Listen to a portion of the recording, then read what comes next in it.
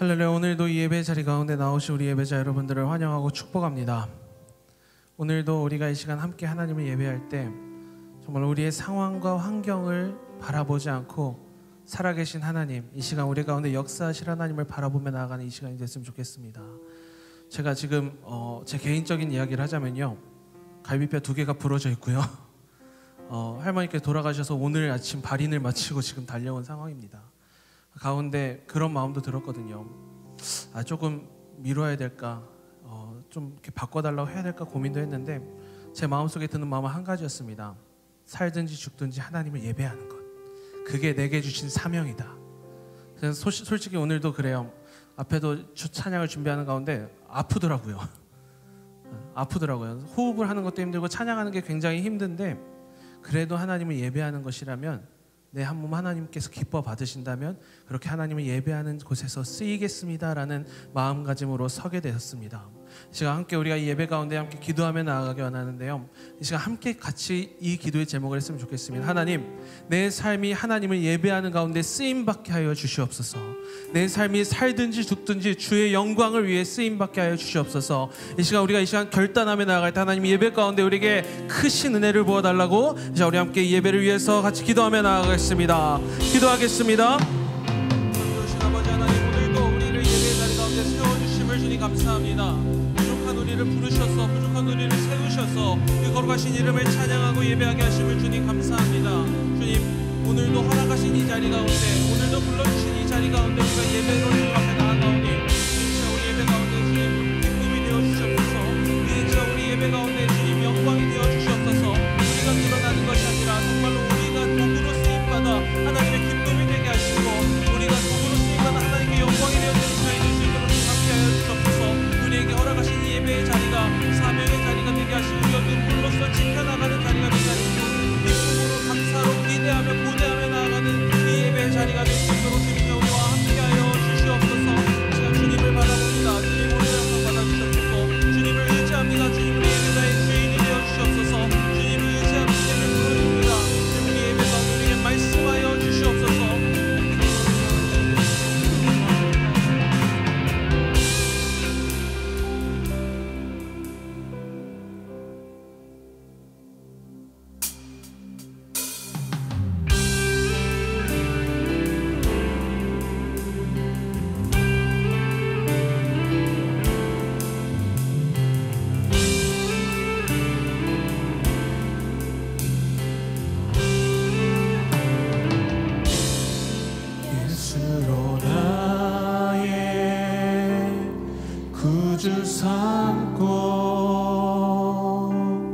성령과 피로써 거듭나니 이 세상에서 내 영혼이 하늘의 영광 누리도다.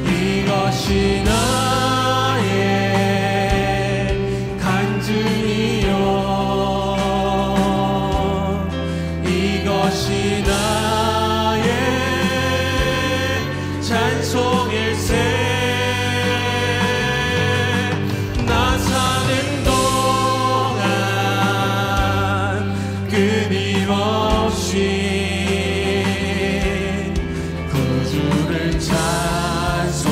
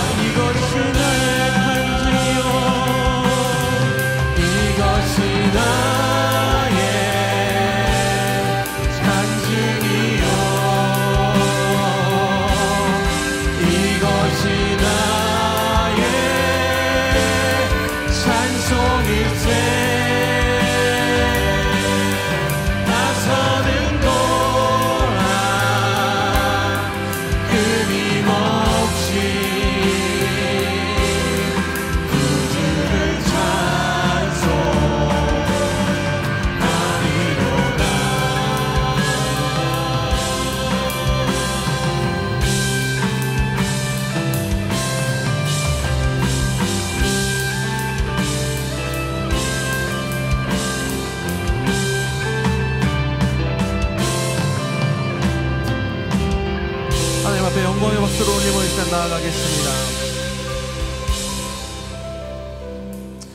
자, 우리 함께할 찬양 가운데 특별히 율동을 함께하면서 찬양했으면 좋겠습니다. 우리 쉬운 율동 같이 할 건데요.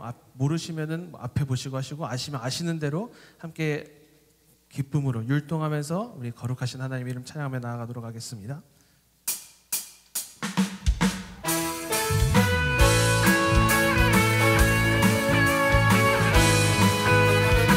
우리 일어나서 율동하며 찬양합시다.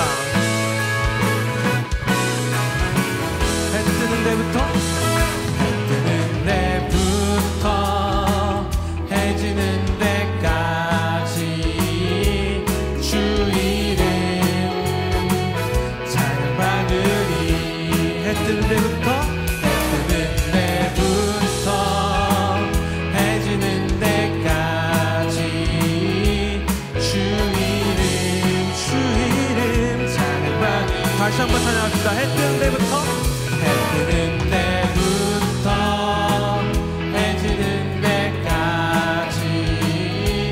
주 이름 찬양받으리. 해 뜨는 데부터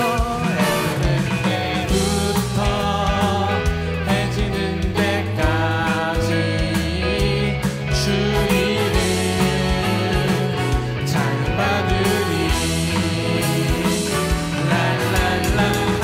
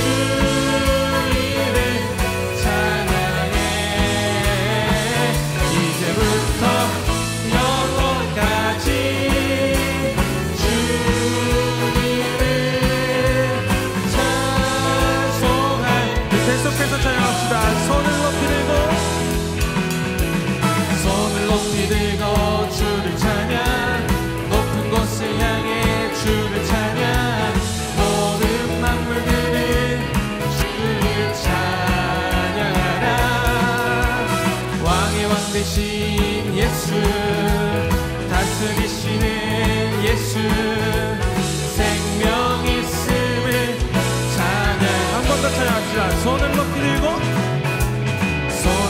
들고 주를 찬양. 높은 곳을 향해 주를 찬양. 모든 만물들을 주를 찬양하라. 찬양하라. 왕의 왕 되신 예수, 다스리시는 예수, 생명 있음을 찬양해. 할렐루야. 주를 찬양. 할렐루야. 주를 찬양.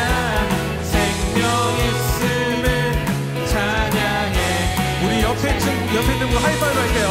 할렐루야 주를 찬양 할렐루야 주를 찬양 생명 있음을 찬양해 손을 높이 들고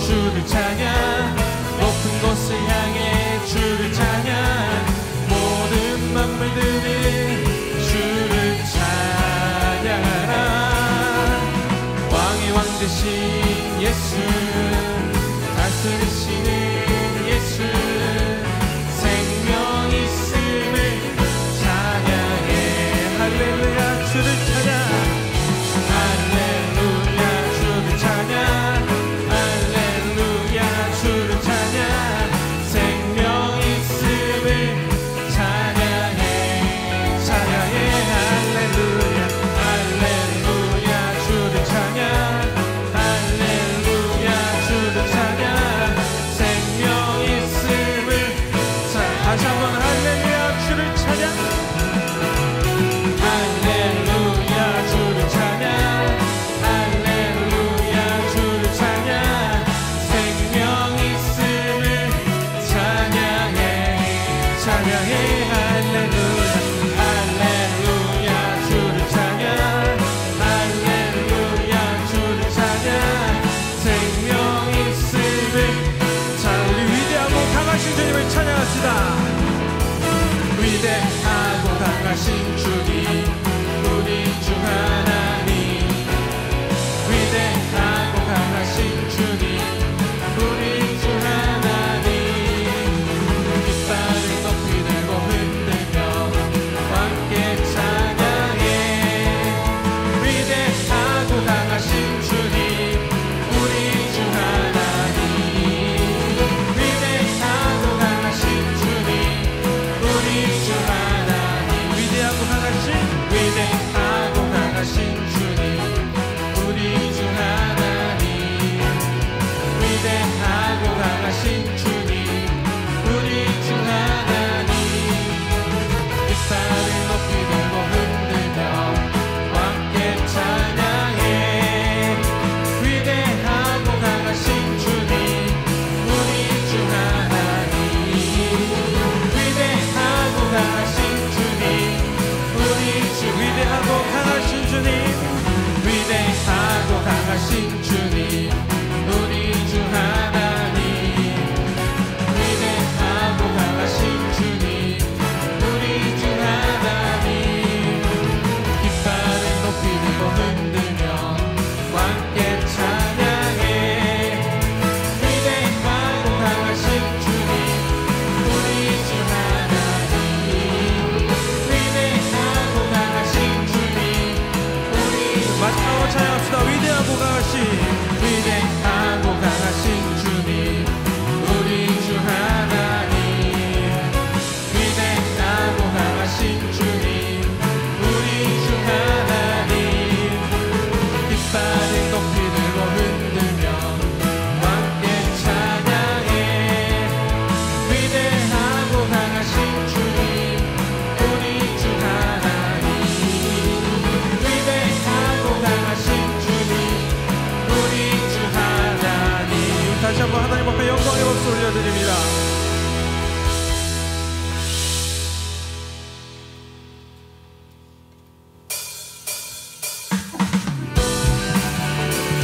오늘도 우리 예배 가운데 우리에게 말씀하실 그 주님의 음성에 귀 기울이며 그 귀 기울인 마음으로 이 시간 우리 함께 이 찬양으로 나아가기 원합니다.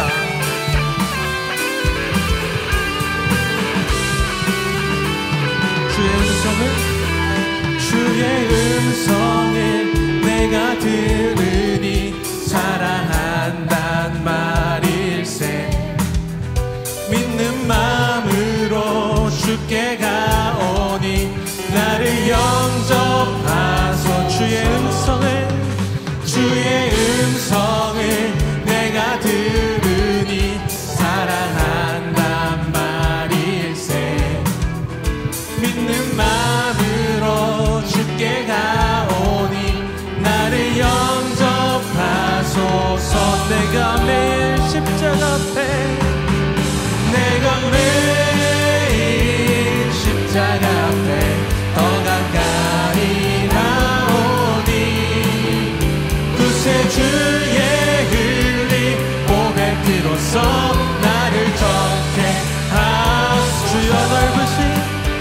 주여 넓으신 은혜 베푸사 나를 맞아주시고 나의 품은 뜻 주의 뜻같이 되게 하여 주의 보좌로 나아갈 때 주의 보좌로 나아갈 때에 어찌 아니 기쁠까 주의 얼굴을 항상 배우니 더욱 친근합니다. 내가 매일 십자가 앞에 내가 매일 십자가 앞에 더 가까이 가오니 그새 주의 흘린 고백 비로소 나를 정케 우리 구주의 넓은 사랑을 우리 구주의 넓은 사랑을 증량할 자 없으며 주가 주시는 참된 기쁨도 헤아릴 수 없도다. 내가 매일 십자가 앞에 내가 매일 십자가 앞에 더 가까이 가오니 그새 주의 흘린 고백 비로소 나를 정케 내가 매일 십자가 앞에 내가 매일 십자가 앞에 더 가까이 가오니 그새 주의 흘린 고백 비로소 나를 정케 우리 다시 한 번 더 고백합시다. 내가 매일 십자가 앞에 더 가까이 가오니 그새 주의 흘린 고백 비로소 나를 정케 주의 보혈 능력이 또다 주의 보혈 능력이 또다 주의 피 믿으오 주의 보혈 그 어린 양의 매우 귀중해 다시 한번 고백합시다. 주의 보혈 능력이 또다 주의 피 믿으오 주의 보혈 그 어린 양의 매우 귀중한 피로 나 죄에서 자유를 얻게 하는 보혈의 능력 주의 보혈 시험을 이기고 승리하니 참 놀라운 다시 한번 고백할까요? 죄에서 자유를 얻게 하는 보혈의 능력 주의 보혈 시험을 이기고 승리하니 참 놀라운 능력이로다 주의 보혈 능력이 또다 주의 피 믿으오 주의 보혈 그 어린 양의 매우 귀중한 피로 육체의 정욕을 이기는 보혈의 능력 주의 보혈 정결한 마음을 얻게 하니 참 놀라운 능력이 눈보다 더 희게 밝히는 것 눈보다 더 희게 밝히는 것 보혈의 능력 주의 보혈 부정한 모든 것 밝히시니 참 놀라운 능력 우리 고백하며 나갑시다. 주의 보혈 능력이 또다 주의 피 믿으오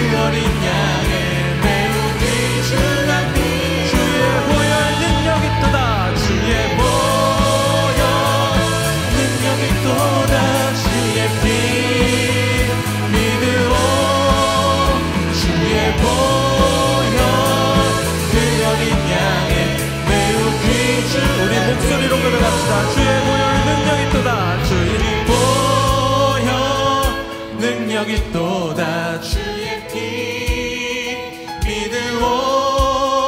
주의 보혈 그 어린 양의 매우 귀중한. 우리 한 번 더 우리 목소리로 고백할까요? 주의 보혈 능력 있도다. 주의 피 믿으오. 주의 보혈 그 어린 양의 매우 귀중한 피. 주의 보혈 능력 있도다. 주의 보혈 능력 있도다. 주의 피 믿으오. 주의 보혈 그 어린 양의 매우 귀중한 피. 주의 보혈 능력 있도다. 주의 보혈 능력 있도다. 주의 피 믿으오. 주의 보혈 그 어린 양의 매우 귀중한 피로다. 매우 귀중한 피로다. 매우 귀중한 피로다.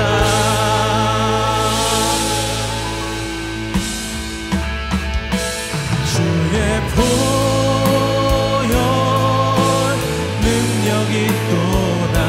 주의 피 믿으오. 주의 보혈 그 어린 양의 매우 귀중한 피. 다시 한번 고백합시다. 주의 보혈 능력 있도다. 능력 있도다. 주의 피 믿으오. 주의 보혈 그 어린 양의 매우 귀중한 피로다.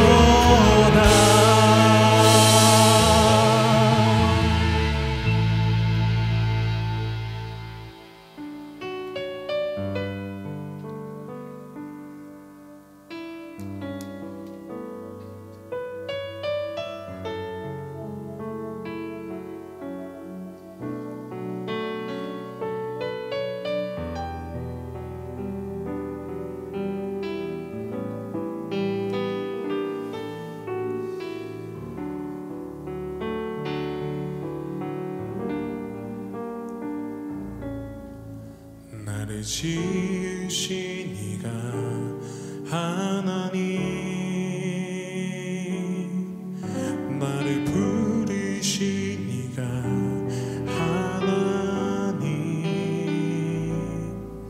나를 보내신 이도 하나님, 나의 나 된 것은 다 하나님 은혜라. 나의 달려갈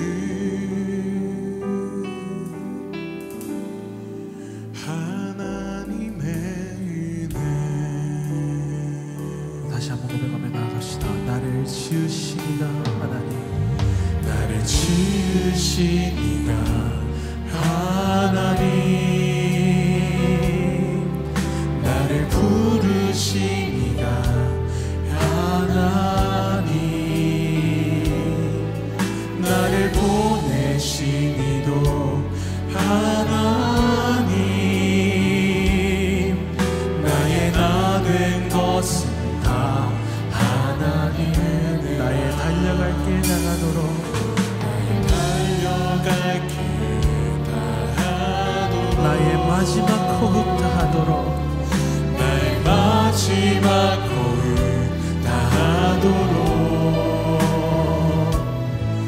나로 그 십자가 품게 하시니 나의 나 된 것은 다 하나님의 은혜라. 우리 고백하며 나갈까요? 한량 없는 은혜, 갚을 길 없는 은혜, 한량 없는 은혜, 갚을 길 없는 은혜, 내 삶을 애워싸는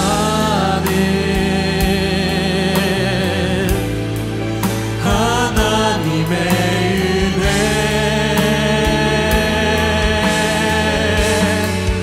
나 주저함 없이 그 땅을 밟음도 나를 붙드시는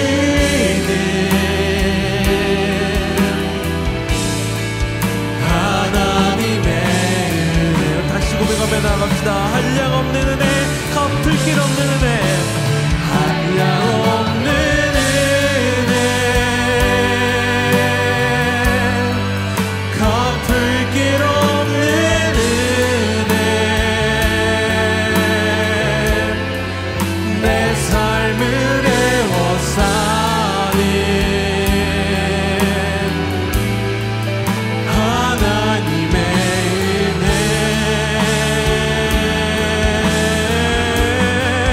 나 주저함 없이 그 땅을 밟음도 나를 붙드시는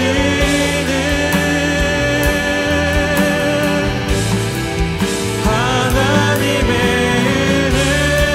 내가 믿고 또 의지하며 내가 믿고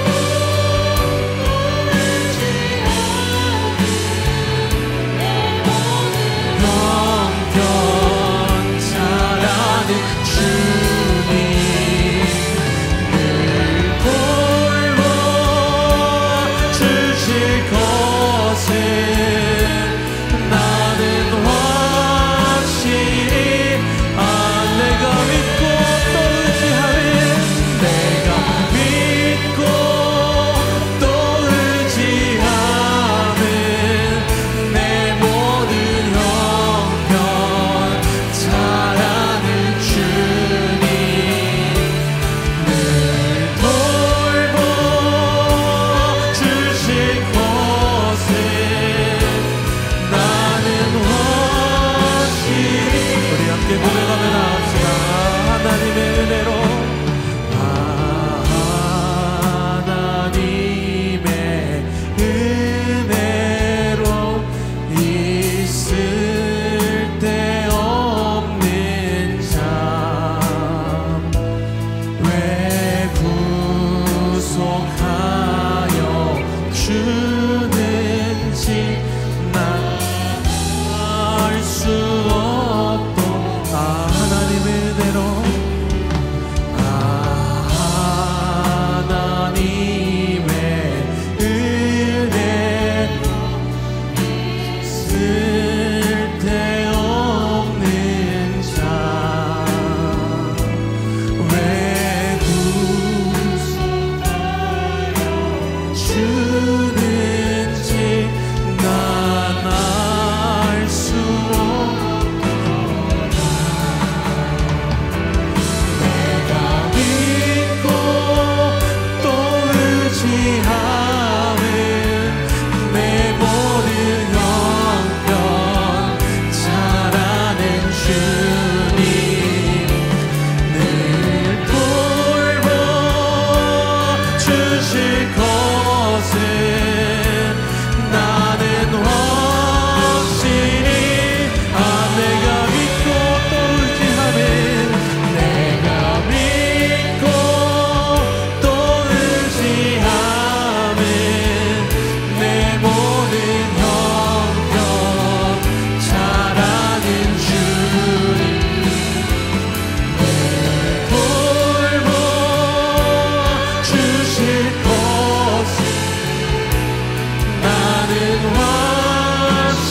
다시 한번 한량없는 하나님의 은혜를 고백하며 나아갑시다. 한량없는 은혜 갚을 길 없는 은혜 내 삶을 애워싸는 하나님의 은혜 나 주저함 없이 그 땅을 밟음도 나를 붙드시는 하나님의 은혜.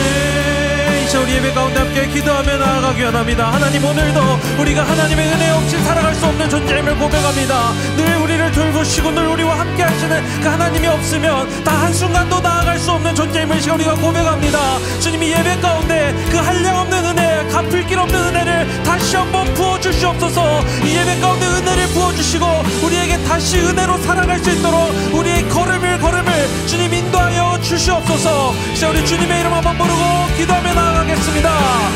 주여,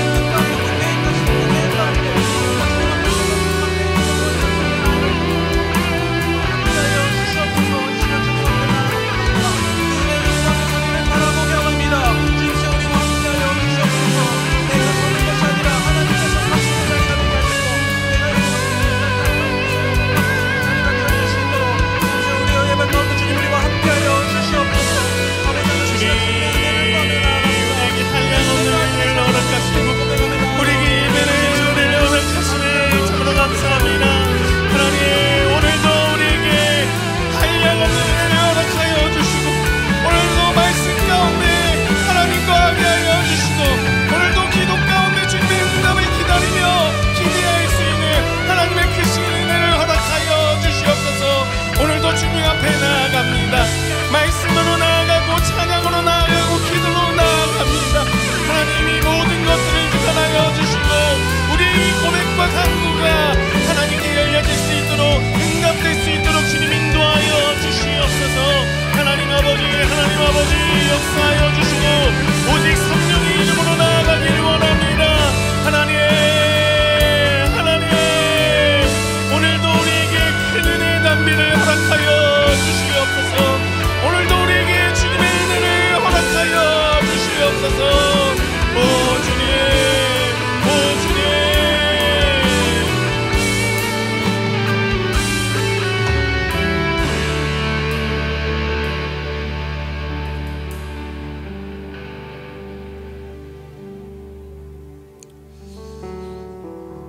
사랑과 은혜가 풍성하신 하나님 아버지 감사합니다. 오늘도 우리에게 또 예배를 허락하시고 또 찬양하고 기도할 수 있는 시간을 허락하심을 감사합니다. 오늘도 이 귀한 시간 성령의 은혜를 입게 하여 주시고 온전히 주님을 예배하고 우리의 중심과 마음을 다하여서 하나님을 예배하고 하나님을 간구할 수 있는 그러한 귀한 시간이 될 수 있도록 주님 축복하여 주시옵소서. 오늘도 주님 앞에 모든 걸 내려놓고 주님 앞으로 나아갑니다. 오직 주님의 이름으로 주님의 거룩함으로 오늘도 이 시간 함께 할 수 있는 주님을 붙잡으며 나아갈 수 있도록 주님 역사하여 주시옵소서. 이 모든 말씀 예수 그리스도의 이름으로 기도합니다. 아멘. 우리 주님께 영광의 박수 올려드립니다. 아멘. 오늘 주신 하나님의 말씀을 보도록 하겠습니다. 오늘 주신 하나님의 말씀 좀 길어요. 마태복음 25장 1절에서 13절까지의 말씀입니다. 마태복음 25장 1절에서 13절까지의 말씀이에요. 자, 우리 제가 한 절 읽고 여러분들이 한 절 읽고 이렇게 번갈아 가면서 함께 교독하도록 하겠습니다. 제가 먼저 읽겠습니다. 그때 천국은 마치 등을 들고 신랑을 맞이하러 나간 10 처녀와 같다 하리라. 그 중에 5은 미련하고 5은 슬기 있는 자. 미련한 자들은 등을 가지되 기름을 가지지 아니하고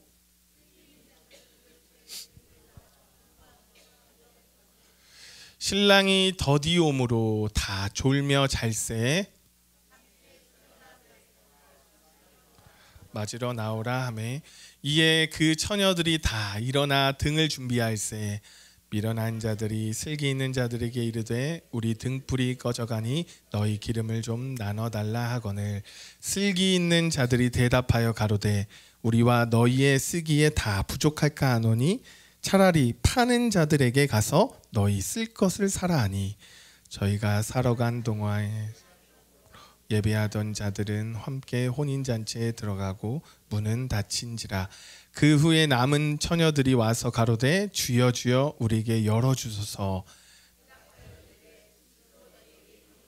네. 함께 봉독합니다. 그런즉 깨어있으라 너희는 그 날과 그 때를 알지 못하느니라. 아멘. 할렐루야. 우리 옆 사람과 함께 인사해 볼까요? 참 잘 오셨습니다.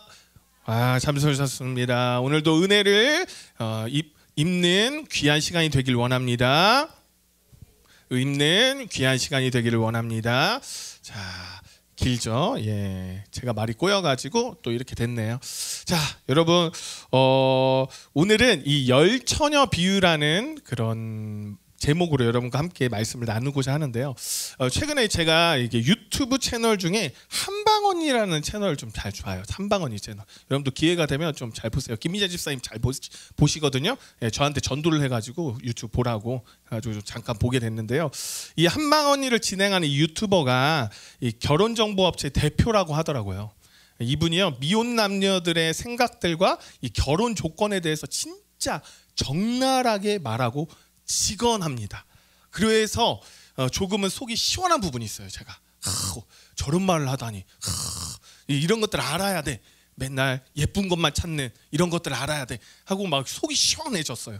예, 요즘 방송에서 우리나라 막 저출산국이네 또 혼인율은 최저이네 하며 인구 감소에 대해서 많은 걱정들을 합니다. 우리 플레더십에서도요 우리 지체들이 대부분 청년들로 이루어져 있어요. 여기 오시는 분들 중에도 아직 결혼하지 않는 청년들이 있습니다만은 제가 보수적이어서 좀 그럴지 모르겠지만 사람이 태어나서 성장을 하고 또 가정을 이루는 것이 저는 성경적이라고 봅니다. 저만 그러지는 않는 것 같은데 그러죠? 예, 나는 뭐 사도 바울이야 뭐 이런 분들은 진짜 극히 드물다고 저는 생각이 들어요. 그래서 이 비혼을 선언한 청년들에게 저는 다시 한번 결혼에 대해서 권면을 하고 권유를 합니다. 자녀를 둔 이 부모님들도 마찬가지라고 저는 생각이 들어요. 자녀들이 결혼하는 것을 막 숙제로 여기잖아요. 이 부모님들. 예. 아직 결혼하지 않는 자녀들이 있으면 저한테 와가지고 어떤 분이요, 목사님 좋은 청년이 있으면 좀 한번 소개 좀 시켜주세요. 막 저희 학교에서 교수님도 막 그래요. 목사님 막 교회 좋은 잘생긴 청년 없을까요? 자기 딸이 막 35인데 잘생겨야 하는데 그래서 없습니다. 예, 이렇게 잘생기지는 않았어요. 예, 이렇게 말하면 좀 어떻게 성형이라도 안 될까요? 뭐 이런 얘기를 하는데 예, 이렇게 뭐 부탁하는 분들도 저에게 많이 있습니다. 그만큼 결혼은 인생에서 가장 중요한 부분을 차지하고 가정을 이룬다는 것이 인생의 전환점이 되는 굉장히 큰 일이라고 저는 생각이 들어요. 저도 어느새 결혼한 지 14년이 되었습니다. 14년이. 저희 큰아들이 중학생이에요. 저는 이제 허니문 베이비여가지고 이렇게 아들을 큰아들이 좀 이렇게 바로 이렇게 결혼하자마자 생겨가지고 이게 바로 낳게 되었어요. 제가 29에 낳게 되었는데 아직도 저의 결혼식이 생생하게 기억돼요. 저희 부부 결혼식에 여러 에피소드가 있는데요. 한 가지 에피소드를 좀 말씀드리자면 제가 좀 많은 웃음거리가 되었습니다. 예식을 이제 본격적으로 시작하기 위해서 신랑과 신부가 뭘 하죠? 입장을 합니다. 입장을 해요. 제가 신랑 입장할 때 하객들에게 조금 웃음을 주었어요. 대부분 신랑들이 막 늠름하게 막 이렇게 걸어가서 딱 가잖아요.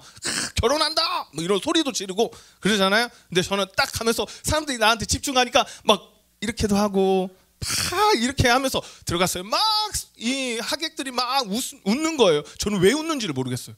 결혼을 처음 하니까. 결혼을 막 2번 3번 안 하고 처음 하니까 막 저도 모르게 이렇게 된 거예요. 여러분들 중에서도 결혼식에 이런 에피소드가 하나둘씩 추억으로 간직한 것이 있을 거라고 저는 생각이 듭니다. 그런 기억들을 떠올리면 참 만감이 교차가 되고 또 지금의 삶이 또 어렵고 힘들지만 그래도 우리 부부에게 위로가 되고 격려가 되는 것 같아요. 제가 오늘 결혼 이야기를 장황하게 여러분에게 말씀드린 이유가 있습니다. 오늘 본문이 결혼식에 관한 이야기이기 때문이에요. 성경을 보면요, 예수님은요 자주 결혼식을 비유로 제자들에게 그리고 무리들에게 말씀을 전하곤 하셨어요. 왜 예수님은 결혼식을 비유로 자주 말씀하셨을까? 그것은 큰 의미를 담고 있습니다, 여러분. 당시 유대인들은요 결혼을 하려면요 3단계를 거쳐서 하는 결혼하는 풍습이 있었어요. 우선 이제 신랑과 신부의 아버지들이 혼인을 약속하는 만남이 있습니다. 뭐 옛날에 조선 시대에는 우리나라도 이런 풍습으로 결혼을 했잖아요. 서로 얼굴도 안 보고 막 결혼하잖아요. 그랬잖아요. 요즘 이런 일이 일어나면 난리 나겠죠. 내가 결혼하지 뭐 엄마 아빠가 결혼해? 엄마 아빠가 같이 사는 사람도 아닌데 왜 내 배우자를 엄마 아빠가 정해? 막 이러면서 막 난리 날 거예요. 요즘 미혼 청년들에게 있을 수도 없는 일이라고 저는 생각이 듭니다. 이처럼 지금은 있을 수도 없는 일이지만 이 당시 유대인들에게는요 이렇게 결혼하는 것이 대부분이었어요. 풍습이었고요. 그리고 다음 단계는 뭘까? 이 결혼한 두 남녀가요 약혼식을 하게 돼요. 이 약혼이 뭐냐? 여러분 이 약혼이 뭐예요? 결혼을 약속한다라는 의미잖아요. 정혼한다라는 의미를 가지고 있잖아요. 이렇게 정혼이 되면 신부 집에 모여 여러 증인 앞에서 무엇을 하냐면 혼인서약을 해버립니다. 혼인서약 약혼식을 해요. 일반적으로 여러분 대부분 결혼식을 한 다음에 혼인신고를 하잖아요. 근데 요즘은 혼인신고를 안 하고 막 사는 사람들도 있죠. 근데 또 반대로 살 집을 마련하기 위해서 혼인신고를 먼저 하는 예비 부부들도 있다고 해요. 그럼 여러분 요즘 결혼한 커플들이 혼인신고를 왜 하는지 아세요? 맞아요. 집값이 비싸가지고 집 마련하려고 어려워서 대출 받아야 하니까 혼인신고를 먼저 합니다. 그래도 대부분은 결혼을 한 후에 혼인신고를 하잖아요. 이렇게 혼인 절차를 밟아가는데 유대인들은 약혼식을 한 후에 혼인신고와 같은 것을 했다고 합니다. 그런데 더 흥미로운 것이 있어요, 여러분. 이렇게 혼인신고를 하고 바로 결혼식을 해서 같이 살아야 하는데 참 이상하게도 결혼식은 약혼한 지 1년이 지난 후에 유대인들은 결혼식을 한다고 합니다. 그렇게 되면 이 1년이 어떻게 느껴질까요, 여러분? 엄청나게 저는 힘들고 기다리기 버겁고 막 너무너무 지치고 힘들 것 같아요. 다른 말로 말하면 이 1년의 시간이 어떻게 보면 커플들에게 굉장히 지옥 같은 어려운 시간이라고 저는 생각이 듭니다. 이건 제 생각이에요, 여러분. 뭐 성경에는 구체적으로 말하지 않습니다. 그런데 이 1년이란 시간을 기려야 하는데 여기서 좀 의문이 생겨요. 이렇게 기다림이 쉽지 않은 것 같은데 이 커플은 왜 1년의 시간을 낭비하냐라는 거죠. 약혼식을 하고 바로 결혼을 하면 되는데 왜 결혼식을 하기 위해서 1년의 시간을 버릴까? 이런 의문이 생깁니다. 그런데 여러분 이 1년의 시간은요 이 커플에게는요 굉장히 중요한 시간이에요. 이 1년의 시간에 신랑과 신부는요 이 1년 후에 있을 결혼식을 위해 준비하는 기간이 바로 1년입니다. 신랑은요 1년의 기간 동안에 신부와 함께 살 집을 짓고 잔치를 벌일 비용을 마련을 합니다. 그리고 신부는요 이 1년의 기간 동안에 정숙하게 시간을 보내며 신랑을 만날 기대를 하고 자신이 어떻게 가정에서 어떤 역할을 해야 할지를 고민하는 시간이에요. 이렇게 1년이 지나면 신랑이 어떻게 하냐? 신부를 데리러 신부 집에 옵니다. 그리고 신랑은 이 신부 집에서 하룻밤을 보내고 신부를 데리고 신랑 집에 가서 일주일 동안 잔치를 벌이게 돼요. 이렇게 한 커플의 결혼식이 마치게 됩니다. 이 이야기 참 재밌죠, 여러분. 여러분 성경을 보면요, 예수님은요 오늘의 본문의 이야기처럼 결혼식을 비유로 말씀을 자주 하셨어요. 그런데 여러분, 예수님이 이렇게 자주 하신 분명한 이유가 있습니다. 왜 그러겠어요? 우선 여러분에게 질문 하나 할게요. 사랑하는 여러분, 예수님을 인격적으로 만나셨습니까? 오, 아멘이요. 안 들려. 큰일 났네. 다시 한번 할게요. 사랑하는 여러분, 예수님을 인격적으로 만나셨나요? 예, 이제 좀 들리네요. 예. 저도 인격적으로 예수님을 만나서 이 자리에 서서 여러분께 말씀을 전하잖아요. 이거 당연한 일이에요. 그리스도인으로서 인격적으로 예수님을 만나지 못하는 것은 여러분 너무 비참한 일이잖아요. 근데 여기 계신 분들은 다 인격적으로 예수님을 만났을 거라고 저는 생각이 듭니다. 이렇게 인격적으로 예수님을 만났다면 지금 예수님과 우리의 관계는요, 약혼식을 한 관계예요. 이해하셨어요? 우리가 예수님을 믿는 순간에 약혼식이 거행되는 거예요. 그래서 그 상태가 되는 거예요. 그래서 지금 우리의 상황은요, 법적으로 예수님과 혼인신고한 상태인 거예요. 그리고 지금부터 다시 오실 주님이 오실 때까지 우리는 무엇을 해야겠어요? 준비를 해야 하는 사람들입니다. 아멘입니까? 지금 우리와 예수님이 약혼식과 결혼식 사이 이 1년의 기간을 지금 보내고 있는 거예요. 법적으로는 혼인 상태이지만 혼인식을 치르지 못하여 신랑의 집에 가지 못한 상태인 거라는 거죠. 언젠가는 신랑 되시는 예수님이 우리를 데리러 올 것이다. 기대하는 거예요. 그리고 그때 무엇이 열려질까요, 여러분? 잔치가 열려지는 거죠.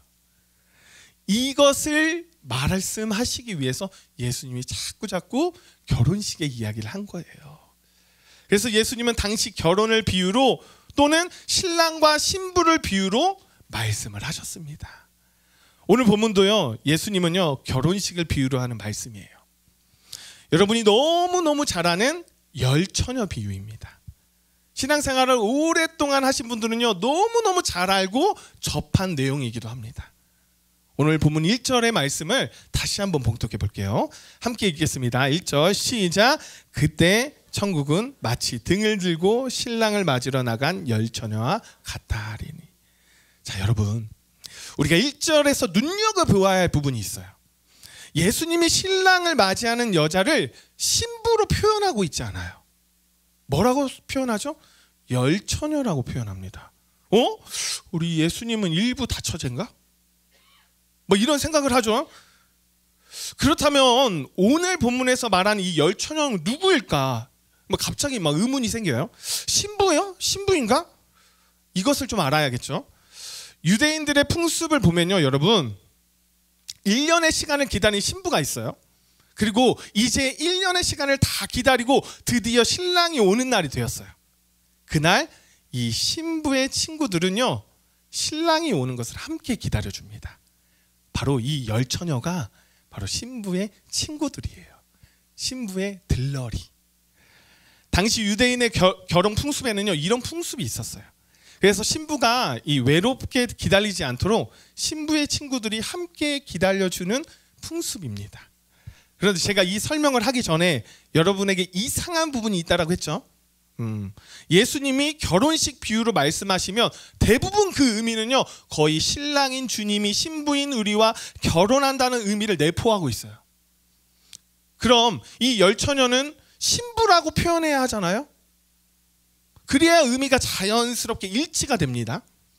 그런데 예수님은 신부의 들러리인 열처녀를 비유로 말씀하세요. 다시 말해서 예수님은 대부분 신랑 되시는 예수님 그리고 신부 되는 성도인 우리에 관한 말씀을 자주 하셨는데 오늘 본문은 왜 신부의 들러리인 열처녀를 예를 삼고 있냐라는 것이죠. 이 부분을 우리가 우선적으로 주목해야 할 내용이 있습니다. 어쩌면 오늘 이 열처녀 비유는 신랑이 누군가 이것이 포인트가 아니라는 거예요. 신부의 들러리가 어떻게 신랑을 맞이해야 하는 것에 포인트가 있다라고 말할 수 있습니다. 다시 말할게요. 예수님이 우리 신부인 우리와 이런 일치되는 이 내포된 그 전에 있었던 그 결혼식의 풍습에 대한 내용의 일치가 아니라요, 열처녀가 신랑인 주님을 기다리는 그 기다림의 포인트를 잡아야 한다는 거예요. 그러니까 다시 말해서 아가서처럼 술람미 여인이 솔로몬을 기다리는, 즉 신부가 신랑을 기다리며 신랑 되신 주님이 얼마나 신부를 사랑하는지 이것이 포인트가 아니라, 신랑 되시는 주님, 신부 되시는 우리, 이걸 떠나서 신부 들러리인 우리가 신랑인 주님이 신부를 찾으러 오는 그날을 어떻게 준비하고 어떻게 기다려야 하는지, 이것이 포인트라는 거예요. 그래서 예수님이 열처녀라고 표현한 거예요. 이렇게 생각하지 않으셨으면 좋겠어요. 오늘 내용을 신부와 신랑 일치되면 안 됩니다. 그걸로 말하면 다 이 성경이 어그러져 버려요. 오늘 이야기가 우리가 다시 오실 주님을 어떻게 맞이해야 하는지 그 초점을 두고 말씀을 보았으면 해요. 저는 여러분 이 열처녀 비유를 통해서 두 가지 의미를 찾았어요. 그 두 가지 의미를 여러분께 소개를 해보려고 합니다. 우선 열처녀 비유의 첫 번째 의미를 말씀해 드릴게요. 2절과 4절의 말씀을 함께 봉독하겠습니다. 2절과 4절의 말씀 시작. 그 중에 5은 미련하고 5은 슬기 있는 자라. 미련한 자들은 등을 가지되 기름을 가지지 아니하고 슬기 있는 자들은 그릇에 기름을 담아 등과 함께 가져갔더니. 자, 열처녀 가운데 5처녀는 뭐라고 얘기하죠? 지혜로운 처녀라고 얘기합니다. 반면에 5처녀는 미련하다라고 성경은 말하고 있어요. 그럼 여러분 여기서 지혜롭고 어리석음의 차이가 무엇일까요? 그녀들의 지력 혹은 학력, 나 이대 나온 여자야, 뭐 이런 걸까요? 스카이 나왔냐, 지잡대 나왔냐, 뭐 이 차이일까요? 아닙니다.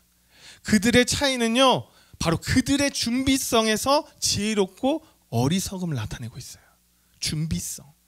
지혜로운 5처녀는요 등과 함께 여분의 기름을 준비한 반면에, 미련한 5처녀는요 등을 준비했지만 그 등을 밝힐 여분의 기름을 준비하지 않았다는 것이죠. 이것은요 여러분 마치 전쟁터에 나가는 군인이 총은 준비했으면서 여분의 탄약은 준비하지 않은 것과 같은 형태라고 말할 수 있습니다. 이 미련한 5처녀는 그토록 기다리던 신랑이 왔을 때 신랑을 맞이하러 가야 하는데 제일 중요한 것이 없었던 거예요. 바로 기름이 없어서 기름을 사기 위해서 신랑을 맞이하는 길로 가는 게 아니라 거꾸로 잔치가 벌어지는 곳으로, 전혀 관련 없는 방향으로, 잔치가 벌어지는 반대 방향으로 그 기름을 사러 달려가게 된 것이죠. 그래서 영원히 신랑을 맞이하지 못하는 안타까운 상황이 되어버린 것입니다. 이것은 여러분 마지막 때를 살아가는 성도인 우리가 어떤 모습으로 살아가야 하는지를 보여주는 대목이에요. 여러분 우리는요 주님의 재림을 준비하며 하루하루를 살아가야 합니다. 아멘입니까?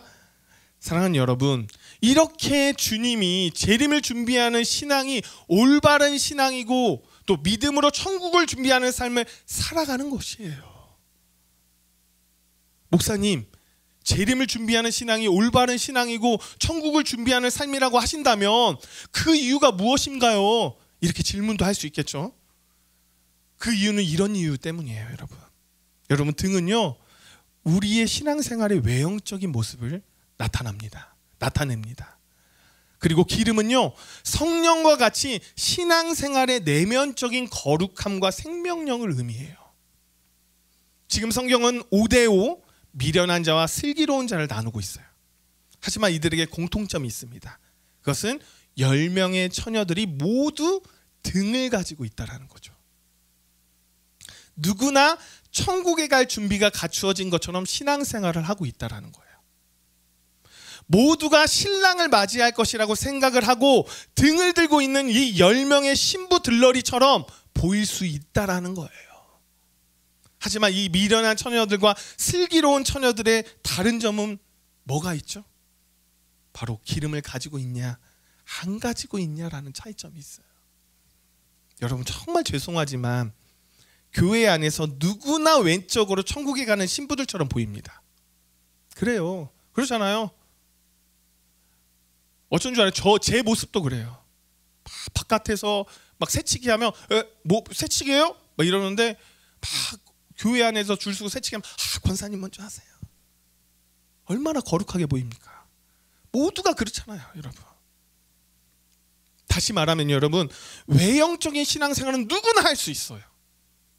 예배와 봉사, 전도 등과 같은 눈에 보이는 신앙생활에는 큰 차이가 나지 않게 모두가 보일 수 있습니다. 그래요, 여러분. 외적인 신앙생활 물론 중요하지 못하다라고 목사로서 말하지 못합니다. 왜냐하면 예배, 봉사, 전도 등 외적인 신앙생활 또한 중요한 우리의 믿음의 형태이기 때문이에요. 그거 하지 말라는 소리는 아니에요. 하지만 이러한 외적 활동에만 우리의 열심을 기울여서는 안 된다라는 거예요. 기울여서는 안 된다라는 거예요. 바로 힘과 능력을 공급해주는 그 생명력을 지속시켜주는 성령 충만을 위한 내적인 신앙생활도 열심을 기울여야 한다라는 것이에요. 아멘입니까?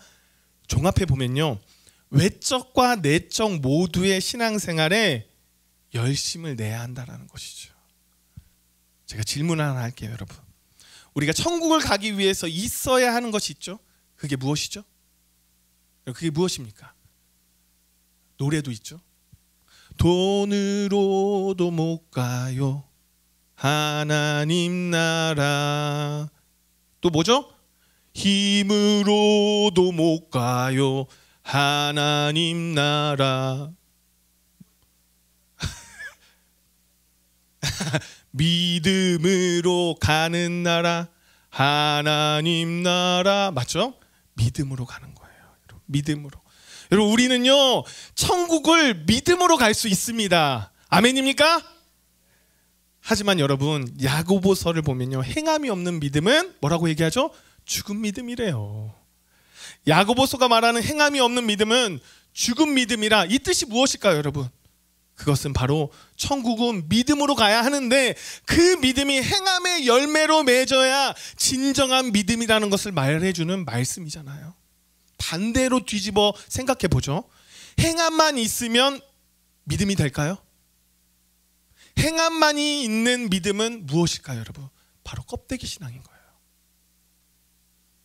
진정으로 주님을 사랑하지 않고 겉으로만 사랑하는 척 한다는 거예요.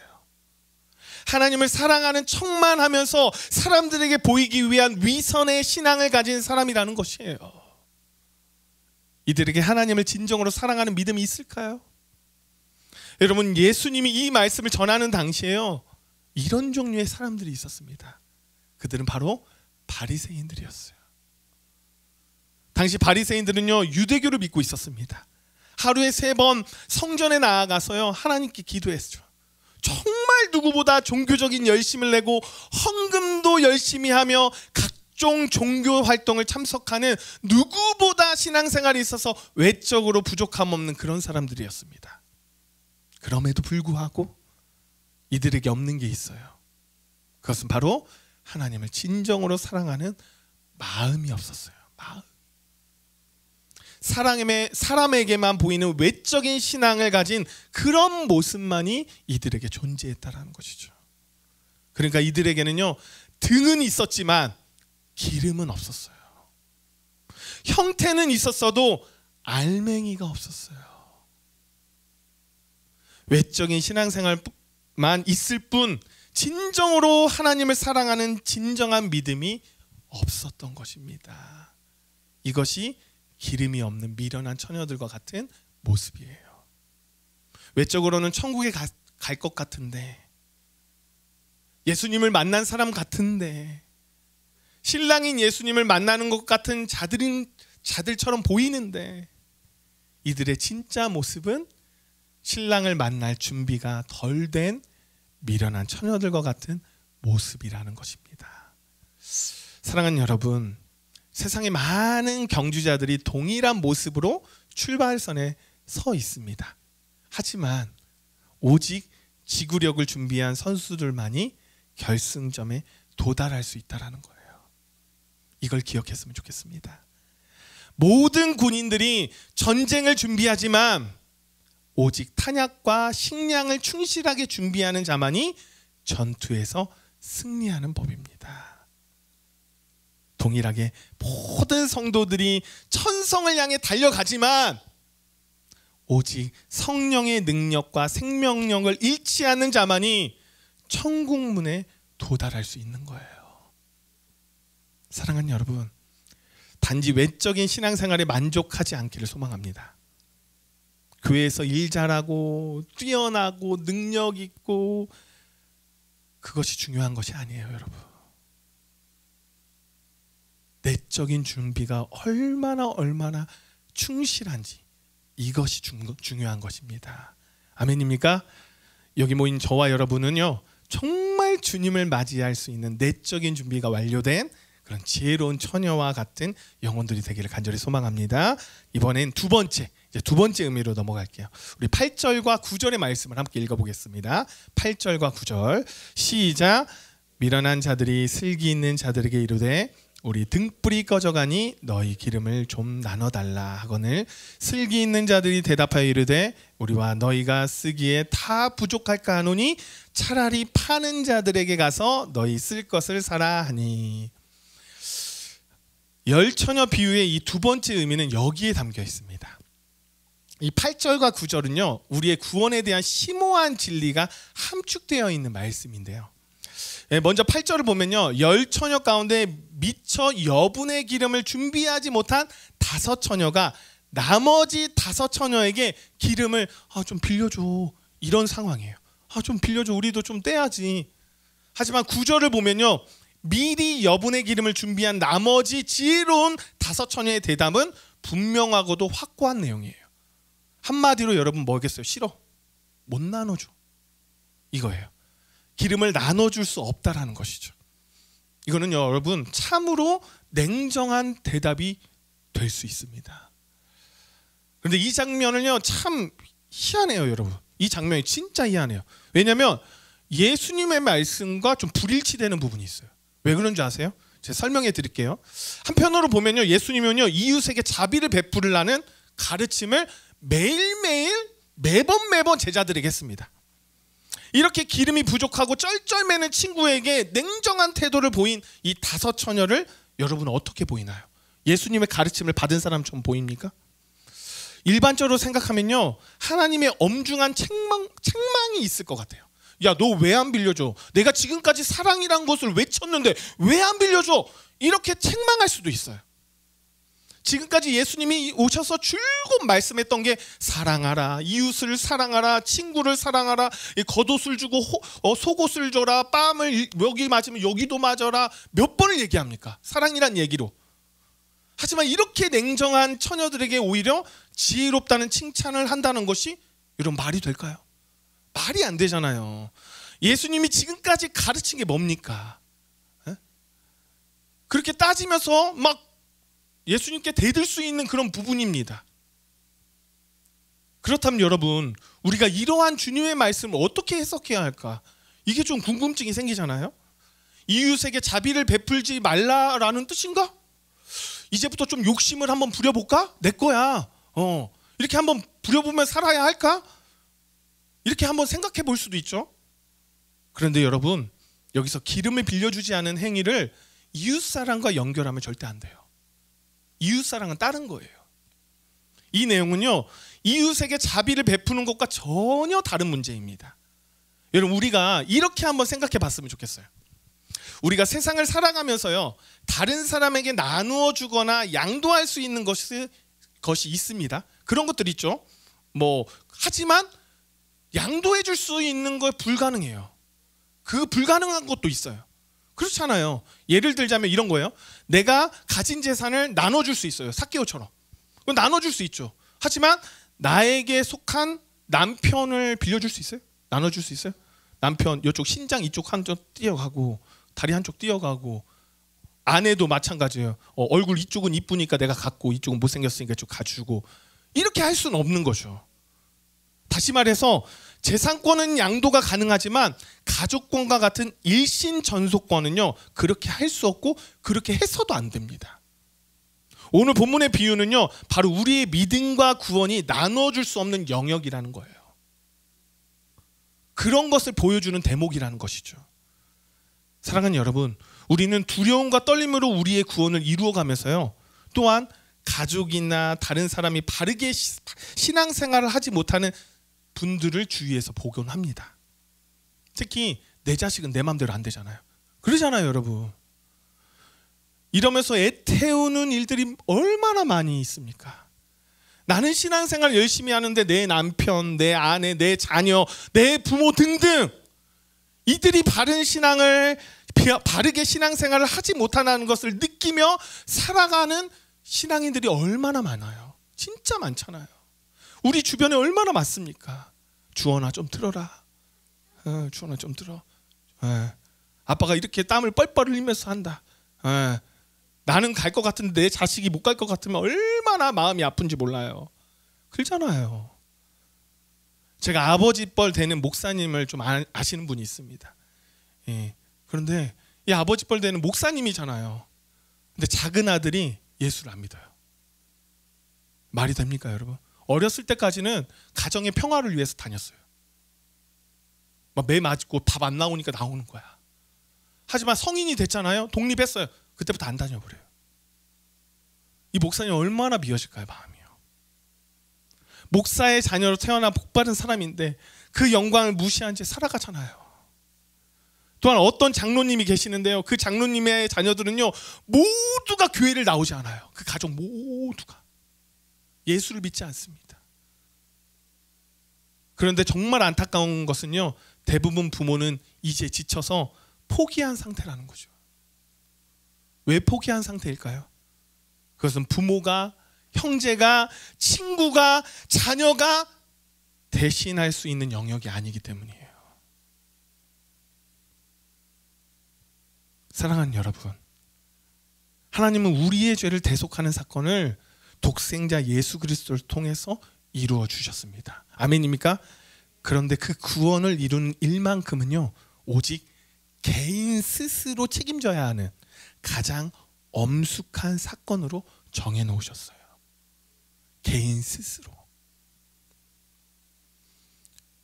그 누구도 우리의 믿음을 대신해 줄 수 없는 것처럼 우리 또한 우리가 사랑하는 자녀나 가족 친지들의 구원을 이루는 일에 책임져 줄 수 없다라는 것을 기억하길 간절히 소망합니다. 우리 여기 자녀들 많이 왔죠? 조금 왔죠? 조금 많이 오진 않았어요. 조금 왔는데 기억했으면 좋겠어요. 기억했으면. 엄마 아빠가 여러분들의 천국에 가는 것을 대신해 줄 수 없다는 거 기억했으면 좋겠어요. 말씀을 정리하겠습니다. 지금 드린 말씀과 앞서 드린 말씀, 이 13절이 이 말씀을 함축해서 요약하고 있습니다. 13절 함께 봉독할까요? 13절 시작.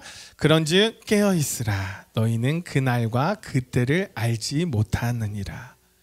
오늘 주신 말씀의 핵심 키워드입니다. 주님은 열처녀 비유의 최종 결론의 말씀을 뭐라고 말씀하시죠? 그런즉 깨어있으라. 깨어있으라.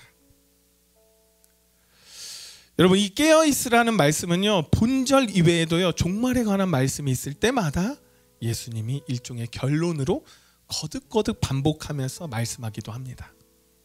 그렇다면 이 말씀이 무엇을 의미하는 걸까? 마지막 때를 사랑하는 성도의 최대 의무가 깨어있는 것임을 보여주는 거예요. 깨어있는 거. 마지막 때를 사랑하는 성도인 우리가 영적으로 깨어있어야 한다는 거죠. 여러분, 이 깨어있다라는 말을 여러 종류로 말씀드릴 수는 있지만 오늘 말씀드렸던 두 가지는 꼭 기억했으면 좋겠습니다. 많은 사람들이 생각하듯 단순히 교회 생활을 열심히 하는 것을 의미하는 것으로만 신앙생활을 다하는 것으로 여기지 말라. 그게 깨어있는 거예요. 사실 이단에 속한 사람들 여러분 생각해 보세요. 교회 생활, 외적 활동 면에서 어디 타의 추종 불가할 정도로 열심히 합니다. 어디 천지 뭐 있잖아요. 새로운 천지 가보세요. 얼마나 열심히 하는지 몰라요. 진짜 열심히. 제가 신대원 다닐 때 간증하러 한 명 왔습니다. 예, 안산 상록교회 그 교회 다니는데 자기 이제 그 치유 받고 회복돼가지고 그 교회를 다닌대요. 거기가 이제 상담소거든요. 이단 상담소. 거기 교회를 다니는데 와가지고 진짜 열심히 했대요. 누구보다 열심히 했대요. 근데 지나가 보니까 그게 아무것도 아닌 일이라고 생각이 든 거예요. 우리보다 얼마나 열심히 하는지 몰라요. 거기 청년들. 우리가 깨어있기 위해서는 바로 속사람이 충만해야 합니다. 아멘입니까? 그것도 진리의 말씀과 성령으로 속사람이 충만해야 한다는 걸 기억했으면 좋겠어요. 곧 말씀과 성령으로 더불어 하나님과 끊임없이 교제를 나눔으로써 생명력 있는 신앙과 경건의 능력을 갖춰야 하는 것을 잊지 않았으면 좋겠습니다. 또한 여러분의 믿음으로 여러분의 부모, 여러분의 자녀, 여러분의 친구, 친지들 등등 천국을 대신 그 짐을 지어줄 수 없어요. 우리는 나누어 줄 수 있는 게 있고 나누어 줄 수 없는 게 있습니다. 믿음은 나누어 줄 수가 없어요, 여러분. 사랑하는 여러분, 지금 믿지 않는 가족이나 자녀나 친지들이 있다면 그들을 위해서 기도하고 끊임없이 복음을 전하고 믿음이 성장할 수 있도록 여건을 만들어서 그들이 천국의 잔치에 참여할 수 있도록 깨어 있으시길 간절히 소망합니다.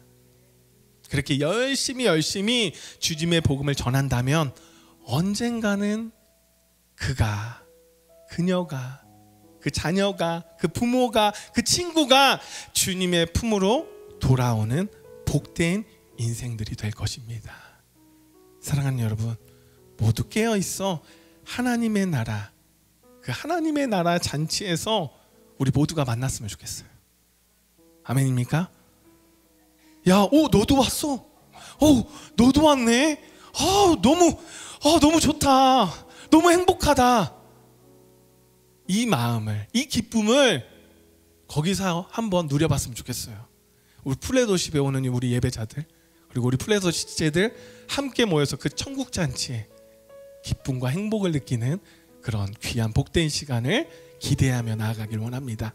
아멘입니까? 우리 함께 이 찬양을 고백했으면 좋겠습니다. 반갑습니다. 마이크가 뜨겁습니다. 반갑습니다. 광고 시간입니다. 저희 플레도십은 매주 목요일 7시 50분 기도로 예배를 시작하고 있습니다. 퇴근하시고 조금만 빨리 오셔서 조금 이제 그 전주 이렇게 하시면서 소리가 좀 많이 크다는 피드백이 있어가지고 조금씩 줄여가고 있으니까요. 좀 앞쪽부터 이렇게 앉아주셔도 될 것 같아요. 다음 주에는 조금씩 당겨서 앉으시도록 하실게요. 다음, 저희 플레도십에서는 같이 예배할 우리 팀원들을 모집하고 있습니다. 뭐 싱어팀, 악기팀, 미디어팀 여러 부문에서 모집하고 있으니까요. 여기저기 막 카메라 스탠드도 많이 써져 있고 저 뒤에는 책상 위에 카메라도 올려놓고 막 그러고 촬영하고 조금 더 좋은 양질의 컨텐츠를 제공하기 위해 노력하고 있으니까요. 주위에 좋은 달란트 있으신 분들은 이렇게 좀 옆구리 찔러주셔서 저희와 함께 사역할 수 있도록 도와주시기 바랍니다. 다음, 저희 매주 토요일 오전 11시 전북 극동방송 91.1MHz 플레도십과 함께하는 날마다 찬양으로 송출되고 있으니까요. 저도 이제 생각날 때마다 막 들으려고 해요. 그래서 지나다니시다가 생각이 나시면 어플 극동방송 다운 받으셔서 청취하실 수 있으니까 생각이 나시거든 같이 청취해 주시면 감사하겠습니다. 저 인스타그램이 있습니다. 유튜브 업로드도 되고 인스타그램에서는 하루 전에 어떤 곡이 있는지 어느 분께서 설교를 하시는지 같이 제공되고 저희 토요일 날 외부 사역이 있는데 외부 사역이 어떤 곡을 하게 되는지 어떠한 장소에서 하게 되는지 그런 정보도 제공되고 있으니까요. 저희 자녀들에게 말씀하셔서 인스타 플레도십 좀 팔로우 좀 해주렴 이렇게 말씀해 주셔서 좀 같이 저희 이 콘텐츠 그런 정보들 같이 받으셨으면 좋겠습니다. 그리고 제가 말씀드렸지만 토요일 날 저희 플래그십 외부 사역을 나가게 됩니다. 이사엘 목사님께서 대표로 계시는 원데이 캠프가 진행이 되는데요. 오시면서 하나씩 받으셨죠? 거기에 안에 보시면 기도 제목도 적혀 있어요. 토요일 날 많은 지체들이 하나님 안에서 기쁨으로 뛰놀고 말씀 듣고 기도로 하나님 안에 올바로 서질 수 있도록 기도해 주시고, 마음에 감동 있으신 분들은 물실로서 후원해 주셔도 될 것 같습니다. 서로를 좀 축복하며 나아갑시다.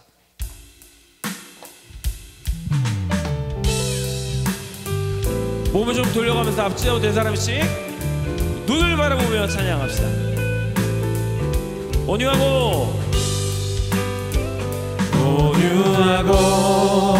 성실하신 주님이 당신을 사랑합니다. 아름답고 한결같은 주님이 당신을 축복합니다.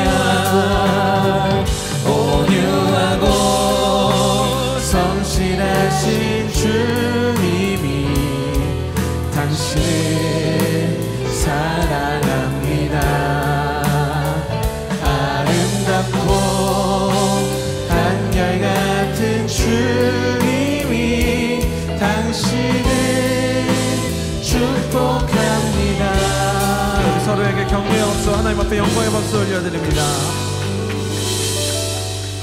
이제 우리 함께 마지막 찬양하고 또 돌아갈 텐데요. 이 찬양 가운데 또 우리가 고백하며 나아갈 때 정말로 우리에게 찾아올 또 한 주간의 삶의 자리 가운데 선한 싸움으로 하나님 앞에 승리하게 해달라는 우리 기쁨의 고백으로 이제 우리 함께 찬양하며 나아가겠습니다. 우리 다 같이 일어나서 마지막 찬양하고 마치겠습니다.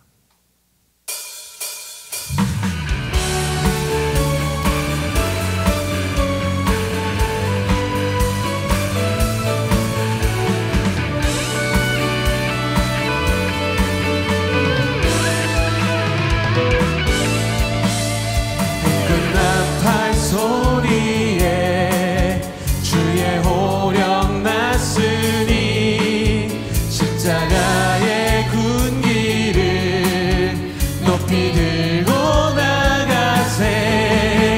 선한 싸움 다 싸우고 의의 면류관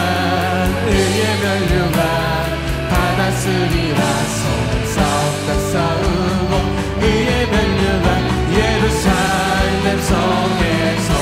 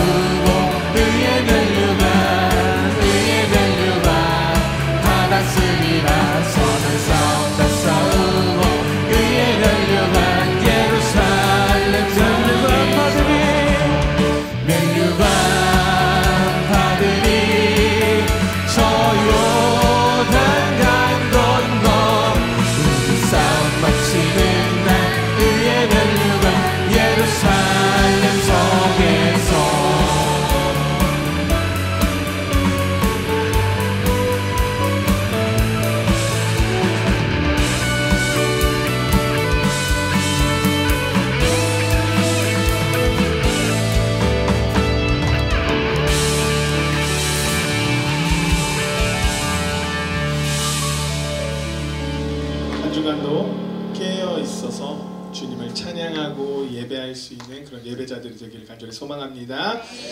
지금 우리 주 예수 그리스도의 은혜와 한온 하나님의 사랑과 성령의 교통하심이 깨어 있기를 소망하며 주님 맞이할 수 있는 준비를 철저히 하며 살아가겠다고 다짐하며 결단하는 여기 모인 예배자들 위해, 그리고 플레도시 위에, 예은교회 위에 지금부터 영원토록 함께 계실지어다.